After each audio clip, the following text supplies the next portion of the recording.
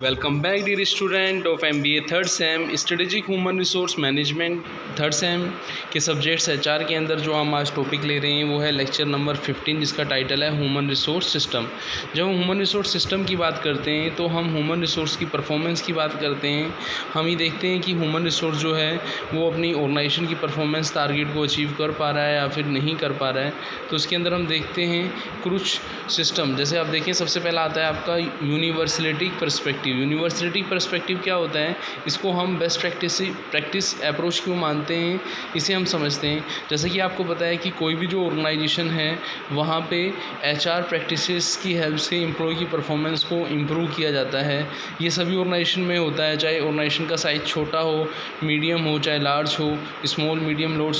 Large, सभी organisation जो हैं अपने एम्प्लॉय की परफॉर्मेंस को इम्प्रूव करना चाहते हैं। तो हम वहाँ पे इस तरीके का एक ट्रेनिंग सिस्टम रखते हैं, एक फॉर्मल ट्रेनिंग सिस्टम रखते हैं जो हमें हेल्प करता है ऑर्गेनाइजेशन परफॉर्मेंस के टारगेट को अचीव करने में हेल्प करता है कि हम हाई ऑर्गेनाइजेशन परफॉर्मेंस के टारगेट को हम अचीव कर सकें। तो ये कहलाता है आपका यूनिवर्सलिटी पर्सपेक्टिव, जो ऑल टाइप ऑफ ऑर्गेनाइजेशन में देखने को मिलता है। फिर आता है कंटीजेंसी पर्सपेक्टिव। कंटीजेंसी का मतलब होता है कि जब हम बात करते हैं, हम रेगुलेटरी की बात करते हैं, हम सिमिलरिटी की बात करते हैं, तो कंटीजेंसी के अंदर हम उन वेरिएबल की बात करते हैं, उन कंटीजेंट वेरिएबल की हम बात करते हैं जो हमेशा आप देखें तो ह्यूमन रिसोर्स की परफॉर्मेंस के लिए हमें क्या कुछ ना कुछ जो है हेल्प करते हैं। चाहे हम बात करें लो कॉस्ट स्ट्रेटेजी की, तो हम वहाँ पे देखते हैं कि ह्यूमन रिसोर्स की जो कॉस्ट है, HR मैनेजर ये सोचता है कि ह्यूमन रिसोर्स की कॉस्ट कम से कम की जाए, लेकिन वो आपकी जो कंटीजेंसी है वो हमेशा ही रहती है कि ह्यूमन रिसोर्स की कॉस्ट को क्या किया जाए, कम किया जाए। तो इसके लिए जो भी हम रिलेशनशिप लेते हैं, जो भी हम थ्योरीज़ लेते हैं, वो थ्योरीज़ हमें हेल्प करती हैं। किस में हेल्प करती हैं? ह्यूमन रिसोर्स की कॉस्ट को कम करने के लिए जो वेरिएबल हैं उनको इंट्रोड्यूस करने में क्या करती हैं, हेल्प करती हैं। इसके अंदर हम किन किन चीज़ों को इंक्लूड करते हैं? हम इसके अंदर उन थ्योरीज़ को इंक्लूड करते हैं, उन स्ट्रेटजीज़ को इंक्लूड करते हैं जो ह्यूमन रिसोर्स की परफॉर्मेंस को इम्प्रूव करने में क्या करते हैं, हमारी हेल्प करते हैं। अब यदि हम देखें कि किसी ऑर्गेनाइजेशन की परफॉर्मेंस डे बाय डे जो है हमें इंक्रीज़ करनी है, तो हमें उसके लिए सेलेक्टेड स्ट्रेटजीज़ जो हैं वो यूज़ करनी होंगी, उन इंडिविजुअल प्रैक्टिसेस को यूज़ करना होगा जिससे जो ऑर्गेनाइजेशन की परफॉर्मेंस हो वो हायर हो सके। तो कंटीजेंसी पर्सपेक्टिव हमें, जो आपका यूनिवर्सली पर्सपेक्टिव था, उसी के अंदर क्या करता है, हमें हायर ऑर्गेनाइजेशन परफॉर्मेंस के टारगेट को अचीव करने के लिए HR प्रैक्टिसेस को क्या करता है, आपका इम्प्रूव करता है। आपने देखा भी होगा कि जो भी ऑर्गेनाइजेशन है वो ये चाहता है कि हम एक अप्रोप्रिएट स्ट्रेटजी की हेल्प से हम लो कॉस्ट स्ट्रेटजी को हम क्या करें, अचीव कर सकें। चाहे वो हम न्यू प्रोडक्ट इनोवेशंस के थ्रू करें, तो उस टारगेट को हमें क्या करना है, कंटीजेंसी पर्सपेक्टिव के अंदर अचीव करना है। फिर आता है आपका कॉन्फ़िगरेशनल अप्रोच। कॉन्फ़िगरेशनल अप्रोच का मतलब ये हुआ कि हम जो पहले यूनिवर्सल थ्योरी पढ़ के आए, जिसको हम ट्रेडिशनल थ्योरी हम बोलते हैं, ट्रेडिशनल कंटीजेंसी थ्योरी हम पढ़ के आए, तो उन चीज़ों को ही हमें साथ में लेना है। उसके साथ साथ हमें कुछ प्रिंसिपल्स ऑफ इंक्वायरी या हमें कुछ इस तरीके के प्रिंसिपल को यूज़ में लेना है जो हमें हेल्प करता है उन गोल्स को अचीव करने में। तो यहाँ पे हम क्या करते हैं, जो भी एम्प्लॉय की परफॉर्मेंस है, जो थ्योरीज़ है, उसके अंदर हम वेरिएबल लेते हैं कि इंडिपेंडेंट वेरिएबल क्या है, डिपेंडेंट वेरिएबल क्या है। यहाँ पे आप देखें तो मैकमैन ने सजेस्ट भी किया है कि जो कॉन्फ़िगरेशनल पर्सपेक्टिव है वो एक एप्रोप्रिएट अप्रोच है स्ट्रेटेजिक ह्यूमन रिसोर्स मैनेजमेंट के अंदर, जो हमें हेल्प करता है ह्यूमन रिसोर्स के डेवलपमेंट में, ऑर्गेनाइजेशन के गोल्स को अचीव करने के लिए जो एक्टिविटीज़ हैं उनको परफॉर्म करने में क्या करता है, हेल्प करता है। इसके अलावा हम बात करें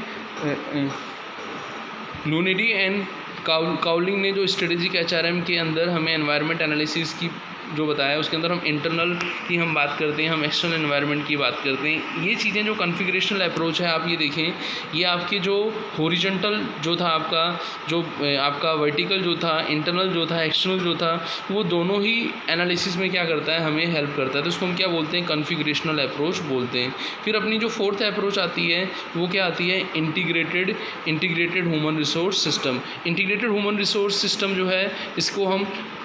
कॉन्ग्रुएंस या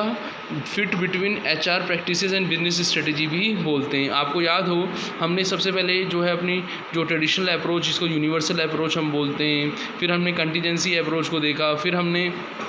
अभी जो है कॉन्फ़िगरल अप्रोच को देखा। अब हम इंटीग्रेटेड ह्यूमन रिसोर्स सिस्टम के अंदर हम ये देखेंगे कि इन सभी जो थ्योरीज़ हैं, जो स्ट्रेटजीज़ हैं, हम एचआर के फंक्शन को इस तरीके से बनाएंगे कि उसके अंदर ये जो एचआर प्रैक्टिसेस हैं, जो बिजनेस स्ट्रेटजी हैं, ये सभी क्या हों, फॉलो हों। और ये जो प्रैक्टिसेस हैं, ये जो स्ट्रेटजीज़ हैं, ये हमें हेल्प करेगी एम्प्लॉय को एचआर प्रैक्टिसेस को इम्प्रूव करने के लिए। ह्यूमन रिसोर्स सिस्टम जो हमने डिज़ाइन किया है फर्म की स्ट्रेटजीज़ की हेल्प से इम्प्लीमेंटेशन करने में। तो जो भी हम बिज़नेस स्ट्रेटजीज़ को सक्सेसफुली इम्प्लीमेंटेशन करना चाहते हैं, तो वो इम्प्लीमेंटेशन हम किसकी हेल्प से कर सकते हैं, बोलो इंटीग्रेटेड एचआरएम जो है आपका इंटीग्रेटेड ह्यूमन रिसोर्स सिस्टम की हेल्प से हम कर सकते हैं। तो हम यहाँ पे लिख सकते हैं कि the configurational fit between the HR practices and business strategies have been emphasis in SHRM. हम यहाँ पे ये भी देख सकते हैं a great deal of the conceptual illustration asserted the employment of effective HR practices of design of HR system को भी हम यहाँ पे इन्वॉल्व करते हैं। इसके साथ साथ हम ये देखते हैं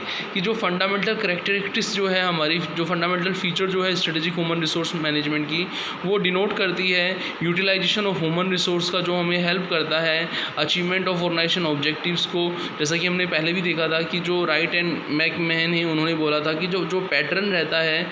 प्लान ह्यूमन रिसोर्स के डिप्लॉयमेंट का, उसके लिए जो हम एक्टिविटीज़ परफॉर्म करते हैं वो हमें हेल्प करती हैं कि जो ऑर्गेनाइजेशन की परफॉर्मेंस या ऑर्गेनाइजेशन के जो सेट प्री डिटरमाइंड गोल हैं उनको अचीव करने में हेल्प करती है। और यहाँ पे हमने ये भी देखा था कि जो फिट्स होते हैं, जैसे हमने हॉरिजॉन्टल फिट की बात की थी, जिस इंटरनल एक्सटर्नल फिट की बात की थी, हमने वर्टिकल फिट की बात की थी, उन चीज़ों को भी हमें समझने में मदद करती है। जैसे हम देखें तो हॉरिजॉन्टल फिट क्या है, हॉरिजॉन्टल फिट जो है आपका कांग्रुएंस है अमॉन्ग एचआरएम प्रैक्टिसेस, और वर्टिकल फिट क्या है, अलाइनमेंट ऑफ एचआर प्रैक्टिसेस जो है स्ट्रेटेजिक मैनेजमेंट प्रोसेस के साथ। कहने का मतलब ये हुआ कि हमें क्या करना है, हमें जो भी एचआर प्रैक्टिसेस हैं, जो भी हमारे एचआर प्रैक्टिसेस हैं, उनको ह्यूमन रिसोर्स जो हमने ह्यूमन रिसोर्स के स्ट्रेटेजिक मैनेजमेंट के लिए जो हमने प्रोसेस यूज़ लिया है उसमें हम क्या करें, उसको यूज़ में लें। और इसमें हमें जो मॉडल दिया था राव ने, उसके अंदर उन्होंने ये भी कहा था कि यदि हम डेवलपमेंट करना चाहते हैं तो हमें एम्प्लॉय को मोटिवेटेड करना पड़ेगा, हमें डायनेमिक कमिटेड एम्प्लॉय जो हैं रखने होंगे, जो हमें हेल्प करेंगे ऑर्गेनाइजेशन की परफॉर्मेंस को अचीव करने में। तो ये अपने इंटीग्रेटेड ह्यूमन रिसोर्स सिस्टम का पार्ट आता है। इस इंटीग्रेटेड ह्यूमन सिस्टम को यदि हम और डिटेल में समझना चाहें तो यहाँ पे हमने ये सेकंड पार्ट के अंदर ये बताया है कि as a performance appraisal tool, as a training tool, as a reward tool हम कैसे एम्प्लॉय की परफॉर्मेंस को जो है इंक्रीज़ कर सकते हैं, हम किस तरीके से एक ऐसा सिस्टम बना सकते हैं जो ऑर्गेनाइजेशन को डेवलपमेंट में क्या करेगा, हेल्प करेगा। तो हमें यहाँ पे देखना होगा कि ह्यूमन रिसोर्स का जो डेवलपमेंट है उसका हमें फ्रेमवर्क इस तरीके से बनाना है कि हम ह्यूमन रिसोर्स के डेवलपमेंट का जो टारगेट है उसको हम अचीव कर सकें। जो component of system of human resource development है उनको हम डिज़ाइन कर सकें। हम करियर सिस्टम जो है मैन पावर प्लानिंग है, रिक्रूटमेंट है, रिटेंशन है, कंटिन्यूस अप्रेजल है, करियर प्लानिंग है, डेवलपमेंट एक्टिविटीज़ हैं, वर्क प्लानिंग सिस्टम है। तो इन सब चीज़ों को हम क्या करें, आगे लेके ऑर्गेनाइजेशन की नीड्स के अकॉर्डिंग जो भी प्लान है हमारे, हमें वर्क के अंदर जो हमें इम्प्रूवमेंट चाहिए, हम जो एम्प्लॉय को डिप्लॉयमेंट सिस्टम के अंदर जो हम उसको ट्रेनिंग दे रहे हैं, काउंसलिंग दे रहे हैं, जो भी हमारा डेवलपमेंट मैकेनिज्म है, सेल्फ रिन्यूअल सिस्टम के अंदर जो हम टीम बिल्डिंग की बात कर रहे हैं, हम सर्वे फीडबैक की बात कर रहे हैं, हम रिसर्च की बात कर रहे हैं, तो उन सब चीज़ों से क्या करना, एम्प्लॉय को इंट्रोड्यूस करना और वो मोटिवेट करना कि वो हाई लेवल मोटिवेशंस के साथ जो हमारे ऑर्गेनाइजेशन की परफॉर्मेंस को इम्प्रूव करने के लिए जो हमने टारगेट गोल रखे हैं उनको अचीव कर सकें। तो यहाँ पे हमने यही देखा कि इंटीग्रेटेड सिस्टम जो है उसके अंदर जो हमने पहले जो सिस्टम पढ़े थे, चाहे हमने इंटीग्रेटेड के साथ साथ हमने क्रूकेंस का जो इंटीग्रेटेड ह्यूमन रिसोर्स सिस्टम पढ़ा था, और इससे पहले जो हमने कॉन्फ़िगरल अप्रोच पढ़ी थी और कंटीजेंसी पर्सपेक्टिव और यूनिवर्सल पर्सपेक्टिव पढ़ा था, उसके अंदर हमने यही बात की है कि जो ह्यूमन रिसोर्स का सिस्टम है वो एम्प्लॉय की जो परफॉर्मेंस है,